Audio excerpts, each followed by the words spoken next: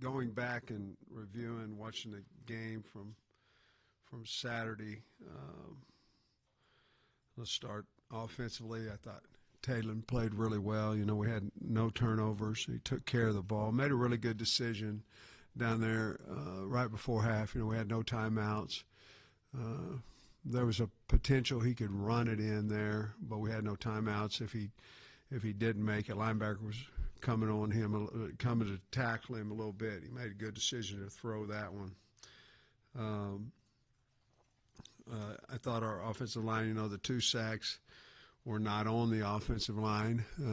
We had a mental error in the backfield on the first one. The second one we protected well. It was more of a coverage sack there. And it was really, really nice to end with 2 scores in a 4-minute span right before half, and then come out and have 2 3-and-outs defensively and score both times there. So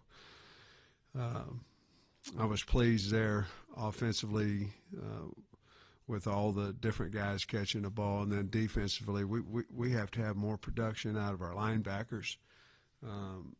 We need to play better there. We need to play better on the D-line. We didn't have the production that we need there after the first drive. I thought our secondary settled in, and you know, we had 6 missed assignments there early in the first drive, and then we cut a tight end loose in the second drive, and that was from the linebacker position as well. So we've got to get those things cleaned up, which they did during the game, but I thought our special teams played extremely well. No penalties in that group, which is hard to do any game, let alone the first game. So we did some things good with limiting penalties, and certainly threw and caught the ball and protected well. We've got a lot of work to do, which is good to win and have a lot of work to do as well. You know, a lot of times you'll improve from week 1 to 2. It's good that we can improve on a win. Playing Arkansas State, very talented, a lot of speed, very talented quarterback, guy that, you know, he maybe could have been sacked Saturday 4, 5 times, never got sacked and got out of it. And it wasn't just one guy he made miss, it was several, and then he'd make a play off of that. So Rayner, he's a really good quarterback. They've got speed. They like to get the ball on the edge, whether it be throwing, running. They have a little option package in there as well, and have a lot of speed with Rucker, and he's a really good player. And I like their wideouts. I like their tight ends, both of them. So they're explosive, got a good running back. They're explosive on offense. Obviously, they've won several games over their last 8 or 9 games. I think they've won 6 or 7, 6 of them or something like that. Defensively, multiple, play very hard. Their interior guys do a really good job of pushing the pocket. We've got to be aware of that. They have some nice schematics that they threw in. Once Southeast had made a run on them, went down and scored on them. They had fast and quick adjustments defensively that shut them down. And and their field goal kicker hardly ever misses, and they've got a good punt returner and a good kickoff returner. So got a really good team. Coach has done a really good job over there, taking over there and steadily just winning more and more games. So we have high respect for their coach and their team, and looking forward to going to Little Rock. I'm guessing on that sack you were talking about, was that Mike supposed to pick up that Mike blitzer and then go out? Mike had the linebacker. Yeah. What do you think about the work you did with at right guard, right tackle? Marion worked at left guard just a little bit when Fernando went out also. What did you think about the mix-ups that y'all had over there? I liked it, except, you know, we had a couple of MAs out there on pass protection when we made that move, and that can't happen. Other than that, I think we started who we should have started, but we also needed to get those reps in there. But we can't have mental errors. It'll kill us, and that's what happened when we made that change a couple of times, and it was both in pass protection with the blitz coming off the edge. Since Arkansas State has Bush Jones back and everything, I assume you guys put a little bit of work in maybe the spring or in fall camp, looking at them. How much, I guess, has maybe changed from what you saw with game one versus what y'all put in, and how much work did you put in?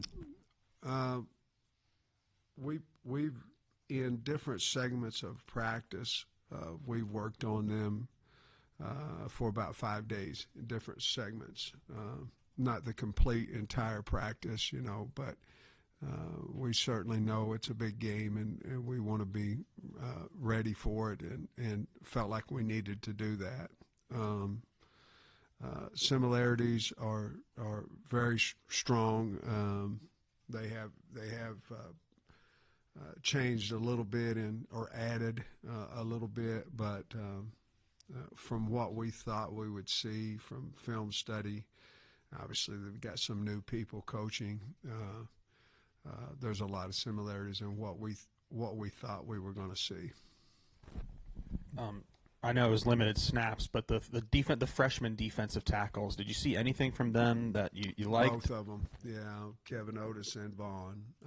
I like both of them. It was limited action, but hell, Vaughn had 2 tackles, and KO had one, and so I think we've got to continue to develop those guys. I know your question was about the 2 young guys, but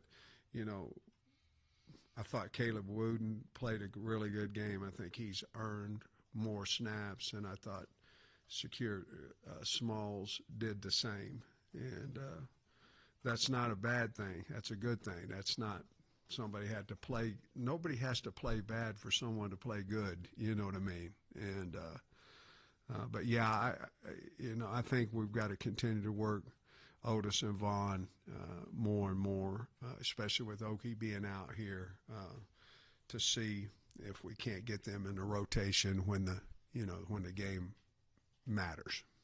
Shakur obviously did some, the strip sack, the recovery, things that really stood out. I'm curious. You mentioned Caleb. What was he able to do that maybe caught your eye? He's a veteran. He's played some ball, and he plays extremely hard. And he seems to be, in other words, it's like anything, consistency, playing hard, effort will make you trust somebody. And he did that before this game, but he's in the right spots. He plays extremely hard, and he'll hit you. He can tackle in the open field. And those are things that we saw Saturday. Entering this week, you kind of joked about it on Saturday. It's not really a rivalry. You haven't played each other, but an in-state foe. Both programs have so much history. I mean, is it a weird week, kind of, as you enter this, just with the emotions involved? Well, I think certainly we're the ones with the pressure on us. I wouldn't think that they would have it. That's the reason. I'm assuming it's the first time we've ever played, because most of the time it would be our decision whether to play that game or not, So certainly we have high respect for their program. I don't think there's a ton of Arkansas kids, to be totally honest, on their team nor on ours, So I think the rivalry goes from it's the first game and it's the fans, and it is. But we certainly understand the importance of the game. And it's closer to Jonesboro to Little Rock is than we are. And so I hope that it's packed and that it's exciting and it's the state playing each other. I think we've only played another in-state rivalry or another in-state team maybe 3 times. It hadn't, maybe 1934 I think we played, and 43 maybe. But I think those have all been since I've been the head coach. But certainly Arkansas State's a different story, and certainly a lot better football team than, with all due respect, than the other guys we played in the state. So I'm excited about it. I'm excited to get this game as it being the first time we've ever played, and I'm glad I'm going to be part of the history of that. So another Little Rock question. What would you see as maybe any advantages of playing there, and then maybe the challenges of having to go to Little Rock and play a game? And then part two, there's no other game scheduled in Little Rock. Do you see a scenario where it comes back up again? I don't know that there's any advantage for us, in all honesty, to go to Little Rock and play Arkansas State. It's closer for them. It's like when we used to go over there and play Mississippi State. It's closer for them. I just don't know that there's going to be 20, 30,000 people less, but from what I understand, it hadn't been packed since I've been a head coach, and hopefully this one is, and it's as loud as Peyton Manning says it is over there. We sure would like that to be the case, but future-wise, I don't really have a lot of say-so in that. The game's been over there. History, I still think history of the power of the Hogs in our state is a bunch of it is because we would take the team over to Little Rock, and there were certainly different times then, less hotels, less television, where the Hogs could go over there and people could drive up and see the Hogs play and turn around and go home. Obviously, it didn't work out so much, driving from Northwest Arkansas over there, but they could still do it. Obviously, the stadium was much better than the one we had here in those days. So there's a lot of things have changed. Television has changed. Guys, it's changed everything in college football. So I don't know what the advantage of it is going over there except for the passion of the state for the Hogs. And going over there, I think, certainly continues that in the state of Arkansas. And I'm sure you've got some kind of relationship with Butch Jones. What do you make of him as a coach and as a fellow coach in the state? Well, I think he's done a really good job, really good job. They've got a good team now. I mean, they've got a lot of speed, and they play extremely hard, and they're well coached. I mean, that's not coach speak. That's the truth. You turn the film on, they've got a nice football team, and that ultimately goes, through the head coach and the process and all that. And he started, he just kept building, and now they've got one of the top teams in their league over there. And I've known Coach Jones for a long time. I was at Tennessee. For about 2 days, when he got the head coaching job, one waiting to talking to him and one when I did talk to him, and then I'd be about the end of it. But good Lord works in mysterious ways. I was fortunate enough to get the O-line job at Arkansas. And but that's that. And, of course, since he's been, I was here first, before he was at Alabama at the time.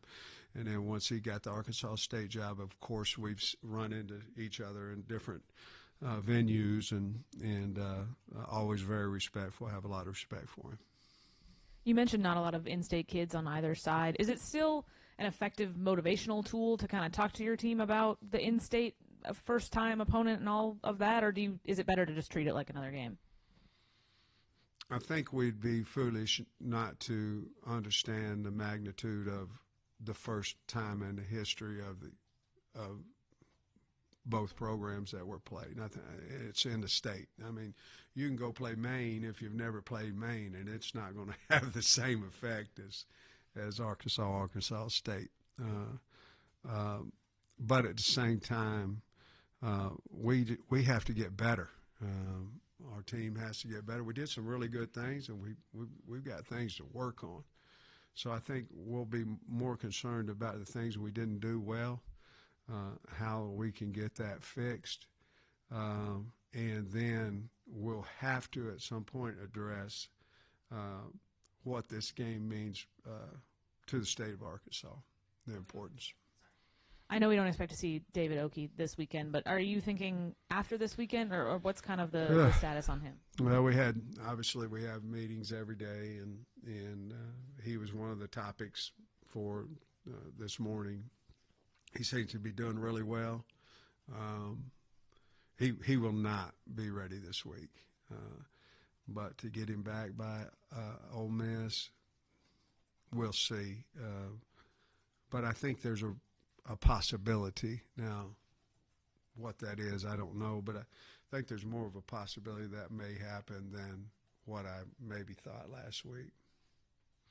And kind of follow up on that with Antonio Jordan. I think he had the high ankle. Yeah. What's his status? I think Antonio's going to be, 3 weeks probably from now. It was a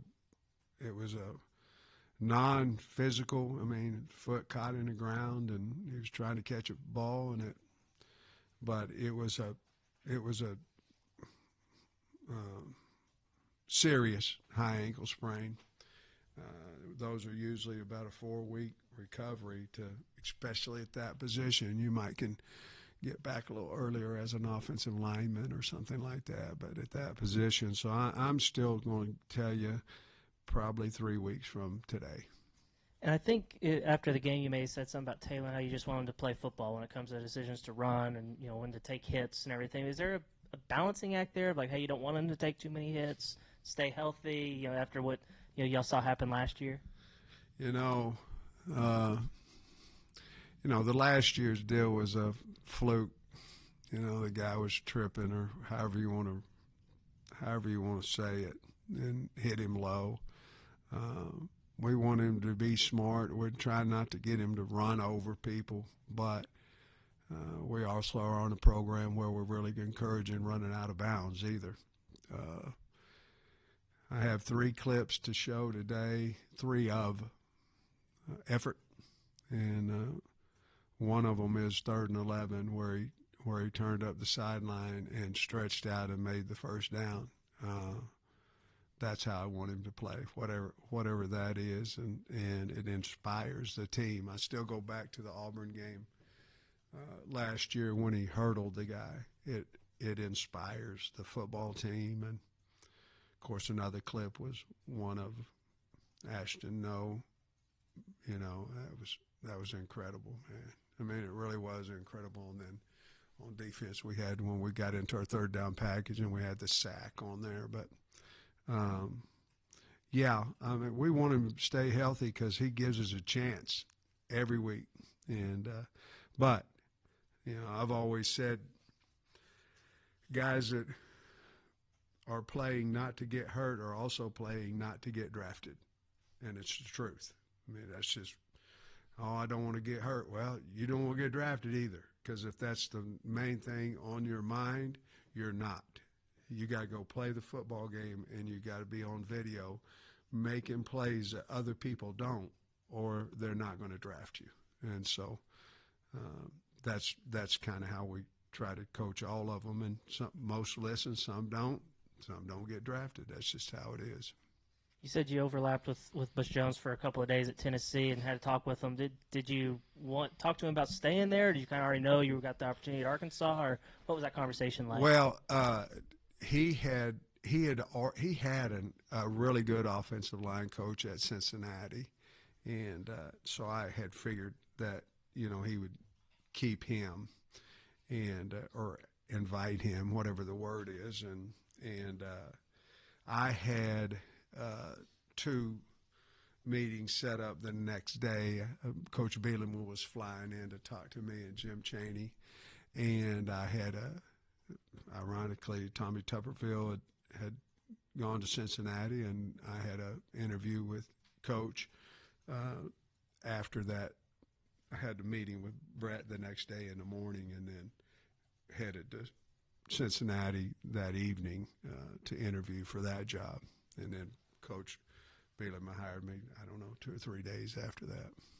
This week, the depth chart for the right side of the offensive line stayed the same. How does Kobe's bright day on Saturday kind of change your take to the open competition on the right side? And I still think we've got to prepare, like we did, but I think Kobe played well, and but I still think we've got to continue to develop guys that we feel like we can win SEC games with, and so I don't know if there'll be a huge change in how we approach next week than we did last week. The right side, I mean, Kobe's from Arkansas, Amarian's from Arkansas. I know it maybe might be slim, but have any of the Arkansas guys maybe talked to you, or have you overheard the excitement for them for playing an in-state game like this? That's a good question. Not as of now. You know, we haven't had our meeting yet, and of course Mondays are cleaning up from Saturday, which is big. We have to take our time to clean all that up. We got to get better, and then proceed into this week. But no, I haven't seen them, so they haven't. They may, but I haven't seen them, so I don't. They have not yet. Sam, earlier you mentioned that all the pressure is on Arkansas this week for this game, and it seems like it's a scenario where Arkansas State has everything to gain, nothing to lose, and maybe the vice versa for Arkansas. Why did you feel it was important to put Arkansas State on the schedule? Well, I was asked, you know, and to be honest with you, I was asked my first year here, and it was, you know, we'd like for you to play Arkansas State in 2025 in Little Rock.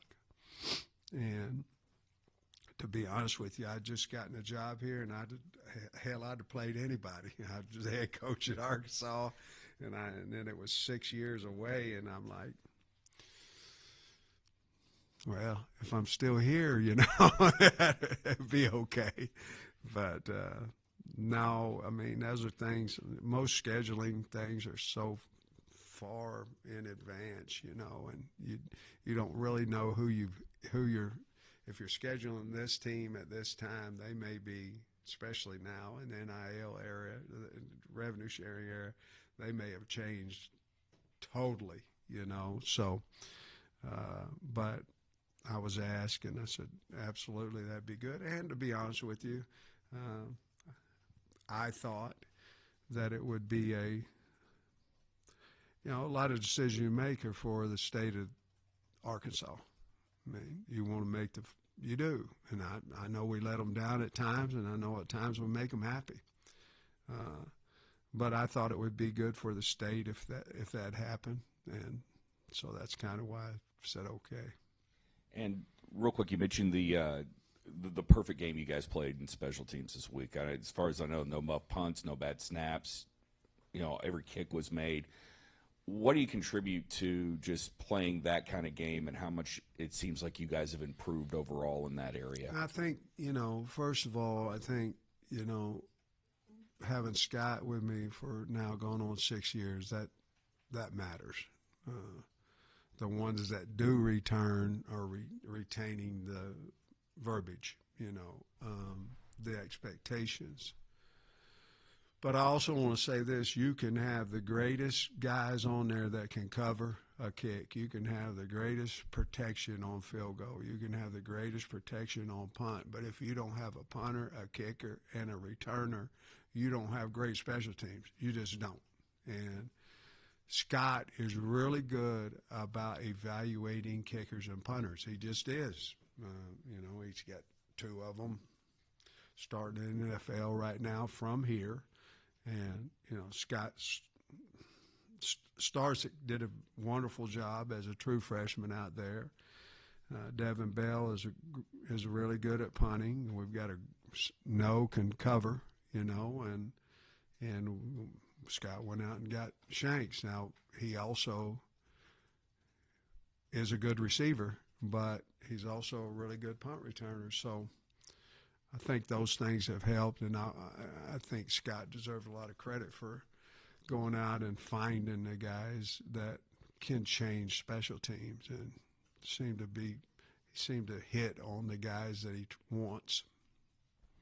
You mentioned earlier more production from the defensive line. What specifically do you want to, like, is it interior, on the edge, overall? Just what do you want to see this week maybe improve? Well, we just didn't have any production. You know, when you look at it and you look at tackles, and Vaughn may have had the most tackles on the D line. We need more production. When you look at there and you look at the linebackers, we're not playing downhill, and you know, we've got to do some things. If that's what it's going to be, we've got to do some things defensively that are moving them. We've got to do some more things because we do have guys that can run in there, but they've got to play better. They've got to get in the right gaps. You know, that's the simplest answer. Be where you're supposed to be. But you know, we saw some flashes, but flashes aren't enough.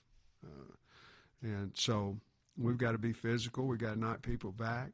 Some things that, and their line was big now. I'll give them credit there, but I didn't feel the disruption from the front seven that we should have had, respectfully, with Alabama A&M.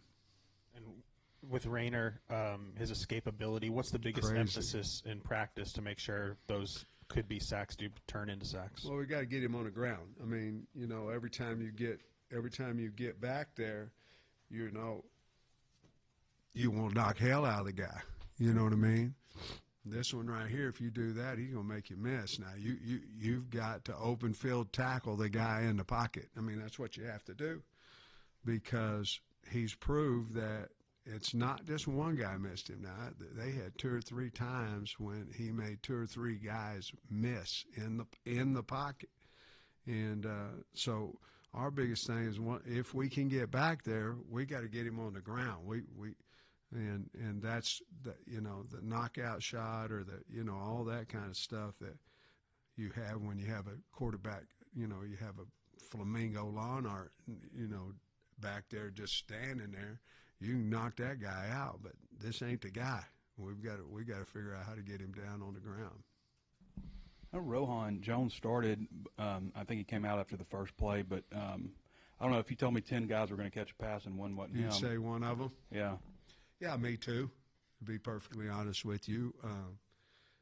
To his credit, you know, we did have specific throws for him to be the first read, and for whatever reason didn't work out. But for him, he played extremely hard, did a good job blocking as well. You know, a lot of times you're new, you're coming from another school, you're out here, and all I want to do is catch balls, you know, and if I don't, I'm going to go to the pouting section, wherever that is. He did not do that, and he played extremely hard through. Trey, we think he's really a big-time offensive weapon, and I'm with you.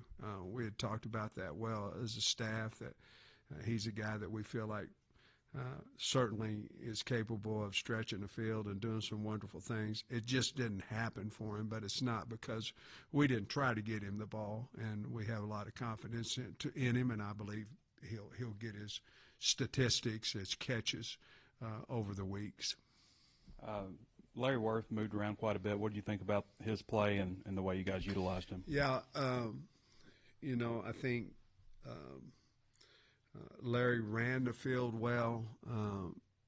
He was solid with his assignments. I think, you know, it all depends a little bit with Caleb, how Caleb comes around too. But, you know, if we can keep Larry a little bit more in just one spot, if we can keep him there, because we're practicing different too with him, I think he will continue to grow and improve, but I thought he did a good job of tackling as well. What's that one spot? He played a lot of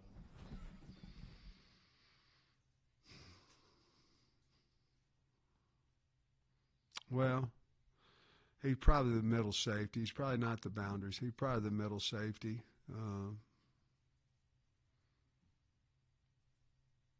Depends on what we do with Wooden, I think, too. Yeah, Labor Day weekend gives you a chance to get your eye maybe on a few other games, like including Notre Dame. I'm wondering if you saw anything from some of your upcoming opponents over the weekend that stood out to you. Yeah, there's a whole bunch of really good teams on our schedule. I saw that, you know. They did. They looked, you know, there was good looking opponents that we have. You know, I don't really watch a lot of games if we're not going to play them. You know, and a lot of good teams in the SEC. You know, obviously the Texas game was a defensive battle there, two really good teams, and then Notre Dame last night was certainly two really talented football teams out there, and somebody had to lose, you know. And then you go through the league and South Carolina winning, and you know we don't play Alabama, you know, Georgia. So looking through the guys that we play, that seems like there's a whole lot of good football teams out there, big and physical, with a lot of great athletes. Other than Mike's pass pro miss, well, what did you see overall from all the running backs? Pass pro, running, everything. I thought they ran hard. I liked the way Mike played with the ball in his hand. I think he averaged about 9 yards a carry or something close to that. Braylon ran extremely hard. I think there was a couple of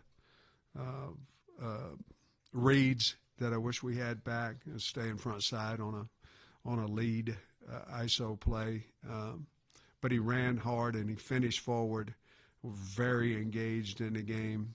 And then Rodney coming in didn't have as much room to run, but we've got to go get the yards that are there. But I was pleased with that. And then when AJ and Settles came in, I thought they ran extremely hard. Settles, I don't think, only had one opportunity. I don't know if AJ's was more than one, too, but both of them running to the left, and both of them ran hard. So, you know, I think it's Mike, Braylon, and then Rodney in that order, and that's how we went into the game. Have you got a favorite Little Rock moment that you recall, either as assistant or in your head coaching here? You know, when I was here as an assistant, we didn't fare so well over there, and well, I don't think we fared at all. You know, if I recall, yeah, we did. Somebody I can't remember. No, I think I forget who we played. It was our bye week, and it was in 21. I forget who it was over there. Was it UAPB the first time? And I think we were up.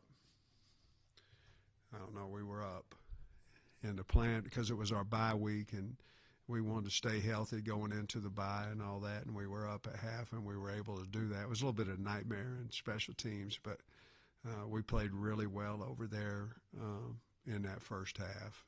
And then, of course, last year we did too. But we didn't have a lot of fond memories when I was assistant here. I don't know that I'm not positive we won over there. All right. Thank you, guys.